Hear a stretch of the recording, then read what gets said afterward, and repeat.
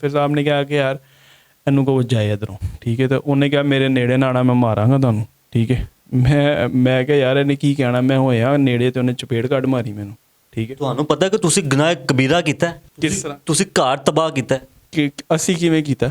ਬਸੀਅਤ ਮੁਲਾਜ਼ਮ ਕੰਮ ਕਰ ਰਹੇ ਤੁਸੀਂ ਆਪਣੇ ਪੈਸਿਆਂ ਦੀ ਖਾਤਰ ਘਰ ਤਬਾਹ ਕਰ ਦਿੱਤਾ। ਇੱਕ ਮਿੰਟ ਯਾਰ, ਅਸੀਂ ਜਾ ਕੇ ਬੂਆ ਖੜਕਾਇਆ, ਠੀਕ ਹੈ। ਜੇ ਅਸੀਂ ਬੂਆ ਖੜਕਾਇਆ ਉੱਥੇ ਜਾ ਕੇ, ਠੀਕ ਹੈ, ਤੇ ਬੂਆ ਅੰਦਰੋਂ ਖੁੱਲਿਆ ਜਨਾਬ, ਅਸੀਂ ਕੋਈ ਬੂਆ ਤੋੜਿਆ ਨਹੀਂ। ਅੰਦਰ ਕੋਈ ਤੀਸਰੀ ਮਖਲੂਕ ਵੀ ਹੈਗੀ ਸੀ ਯਾਰ ਇੱਥੇ ਅੰਦਰ ਪਤਾ ਨਹੀਂ, ਹਨੇਰਾ ਸੀ, ਠੀਕ ਹੈ। ਅਸੀਂ ਤਾਂ ਦੋ ਹੀ ਬੰਦੇ ਵੇਖੇ ਨੇ, ਠੀਕ ਹੈ, ਹੋ ਸਕਦਾ ਕੋਈ ਤੀਸਰਾ ਚੌਥਾ ਵੀ ਉੱਥੇ ਹੋਵੇ, ਲੇਕਿਨ ਅਸੀਂ ਜਾ ਕੇ ਬੂਆ ਖੜਕਾਇਆ, ਠੀਕ ਹੈ। ਅਸੀਂ ਬੇਗਮ ਸਾਹਿਬਾਂ ਨੂੰ ਕਿਹਾ ਕਿ ਸਾਹਿਬ ਫੋਨ ਤੇ ਨੇ, ਉਹ ਗੱਲ ਕਰਨਾ ਚਾਹ ਰਹੇ ਨੇ, ਤੇ ਤੁਸੀਂ ਜਿਹੜਾ ਨਾ ਉਹਨਾਂ ਨੇ ਕਿਹਾ ਜੀ ਮੈਂ ਉਹਨਾਂ ਨੂੰ ਕਹੋ ਮੈਂ ਕਾਲ ਕਰਦੀ ਹਾਂ ਥੋੜ੍ਹੀ ਦੇਰ ਤੱਕ ਨਾ ਫਾਰਗ ਹੋ ਕੇ।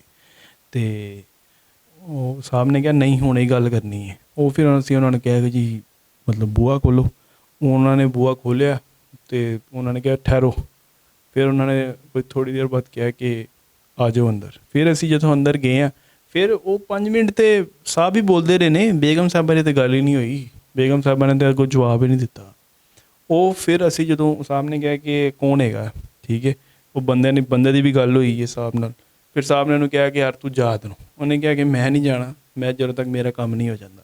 ਉਹ ਪਤਾ ਨਹੀਂ ਕੀ ਕੰਮ ਸੀ। ਫਿਰ ਸਾਹਿਬ ਨੇ ਕਿਹਾ ਕਿ ਯਾਰ ਇਹਨੂੰ ਕਹੋ ਜਾਏ ਇੱਧਰੋਂ, ਠੀਕ ਹੈ। ਤੇ ਉਹਨੇ ਕਿਹਾ ਮੇਰੇ ਨੇੜੇ ਨਾ ਆਉਣਾ, ਮੈਂ ਮਾਰਾਂਗਾ ਤੁਹਾਨੂੰ, ਠੀਕ ਹੈ। ਮੈਂ ਕਿਹਾ ਯਾਰ ਇਹਨੇ ਕੀ ਕਹਿਣਾ, ਮੈਂ ਹੋਇਆ ਨੇੜੇ ਤੇ ਉਹਨੇ ਚਪੇੜ ਕੱਢ ਮਾਰੀ ਮੈਨੂੰ, ਠੀਕ ਹੈ। ਤੁਹਾਨੂੰ ਪਤਾ ਕਿ ਤੁਸੀਂ ਗੁਨਾਹ ਕਬੀਰਾ ਕੀਤਾ ਹੈ? ਕਿਸ ਤਰ੍ਹਾਂ? ਤੁਸੀਂ ਘਰ ਤਬਾਹ ਕੀਤਾ ਹੈ। ਕਿ ਅਸੀਂ ਕਿਵੇਂ ਕੀਤਾ? ਤੁਸੀਂ ਮਤਲਬ ਕਿ ਦੋ ਲੋਕਾਂ ਦੇ ਵਿੱਚ ਫਸਾਦ ਪੈਦਾ ਕੀਤਾ। ਉਹ ਜਨਾਬ ਦੋ ਲੋਕ ਕਿਹੜੇ ਦੋ ਲੋਕ? ਮਤਲਬ ਕਿ ਤੁਸੀਂ ਆਪਣੇ ਸਾਹਿਬ ਨੂੰ ਤੁਸੀਂ ਕਹਿ ਸਕਦੇ ਸੀ ਕਿ ਸਾਹਿਬ ਕੁਛ ਵੀ ਨਹੀਂ ਹੈਗਾ, ਚੀਜ਼ਾਂ ਨਾਰਮਲ ਨੇ, ਜਿਹੜਾ ਕਾਲ ਤੇ ਸੀ। ਯਾਨੀ ਅਸੀਂ ਬਗੈਰਤ ਹੈ, ਸਾਡੇ ਮੂੰਹ ਤੇ ਬਗੈਰਤ ਲਿਖਿਆ। ਮਤਲਬ ਤੁਸੀਂ ਘਰ ਬਚਾ ਸਕਦੇ ਸੀ ਅਗਰ ਚਾਹੁੰਦੇ ਤੇ। ਉਹ ਬਈ ਘਰ, ਉਹ ਜਿਹਦਾ ਘਰ ਹੁੰਦਾ ਉਹਨੂੰ ਉਹਦਾ ਫਰਜ਼ ਹੁੰਦਾ ਬਚਾਉਣਾ, ਠੀਕ ਹੈ।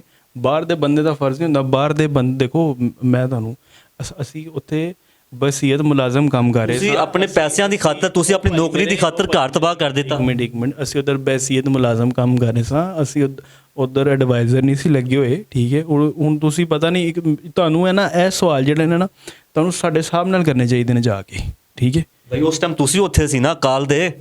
ਯਾਰ ਤੇ ਅੱਛਾ, ਅਸੀਂ ਸਾਹਿਬ ਨੂੰ ਕਿਹਾ ਕਿ ਸਾਨੂੰ ਇਹ ਕਹੋ ਕਿ ਇਹਨੂੰ ਧੱਕੇ ਦੇ ਕੇ ਬਾਹਰ ਕੱਢੋ, ਇਹ ਕਹਿਣਾ ਚਾਹ ਰਹੇ ਹੋ ਤੁਸੀਂ? ਉਸ ਟਾਈਮ ਸਾਹਿਬ ਦੇ ਨਾਲ ਕਾਲ ਤੇ ਤੁਸੀਂ ਮਾਮਲਾ ਰਫਾ ਦਫਾ ਕਰਵਾ ਸਕਦੇ ਸੀ, ਕਿਉਂ ਨਹੀਂ ਕੀਤਾ? ਉਹ ਯਾਰ ਪਰੇ ਕਰ, ਮੈਂ ਨਹੀਂ ਦੇਣਾ ਇੰਟਰਵਿਊ। ਮੇਰੀ ਆਡੀਅנס ਦੇ ਸਵਾਲਾਂ ਦਾ ਜਵਾਬ ਦੇਣਾ ਪਿਆ। ਵਕੀਲ ਲੱਗਾ ਇੱਥੇ ਪਿੰਕੀ ਦਾ? ਕੀ ਮਤਲਬ ਮੈਂ ਤੇ ਇੱਕ ਰਿਐਲਿਟੀ ਬੇਸ ਤੇ ਗੱਲ ਕਰਦਾ ਪਿਆ। ਇਹ ਕਿਹੜੀ ਰਿਐਲਿਟੀ ਯਾਰ? ਇੱਕ ਤਾਂ ਤੂੰ ਮਾਈਕ ਮੇਰੇ ਮੂੰਹ 'ਚ ਦੇ ਰਿਹਾ, ਉਹ ਤਾਂ ਮੈਨੂੰ ਕਹਿ ਰਿਹਾ ਕਿ ਭਾਈ ਮੈਂ ਉੱਥੇ ਜਿਹੜਾ ਨਾ ਫਸਾਦ ਕਰਾਤਾ। ਮਤਲਬ ਫਸਾਦ ਹੀ ਕਰਵਾਇਆ ਤੁਸੀਂ, ਘਰ ਤਬਾਹ ਕਰ ਦਿੱਤਾ ਚੰਦ ਪੈਸਿਆਂ ਦੀ ਖਾਤਰ, ਆਪਣੀ ਨੌਕਰੀ ਬਚਾਉਣ ਦੀ ਖਾਤਰ ਘਰ ਤਬਾਹ ਕਰ ਦਿੱਤਾ। ਭਾਈ ਕਿਹੜੀ ਨੌਕਰੀ? ਕਿੰਨੀ ਤੇਰੀ ਤਨਖਾਹ 50,000 ਹੋਵੇ ਦੀ, ਤੇ 50,000 ਦੀ ਕਿਤੇ ਹੋਰ ਲੱਭ ਜਾਂਦੀ। ਯਾਰ ਮੇਰੀ ਗੱਲ ਸੁਣੋ, ਅਗਰ ਉਸ ਟਾਈਮ ਤੇ ਫਸਾਦ ਨਾ ਤੂੰ ਮਤਲਬ ਕਿ ਉੱਥੇ ਪਹੁੰਚਾਉਂਦਾ, ਮੇ ਵੀ ਤੈਨੂੰ ਹੁਕੂਮਤ 'ਚ ਕੋਈ ਅੱਛੀ ਨੌਕਰੀ ਮਿਲ ਜਾਂਦੀ, ਲੱਖ ਵਾਲੀ ਮਿਲ ਜਾਂਦੀ। ਉਹ ਹੁਕੂਮਤ 'ਚ ਅਸੀਂ ਕੀ ਕਰਨੀ ਹੈ?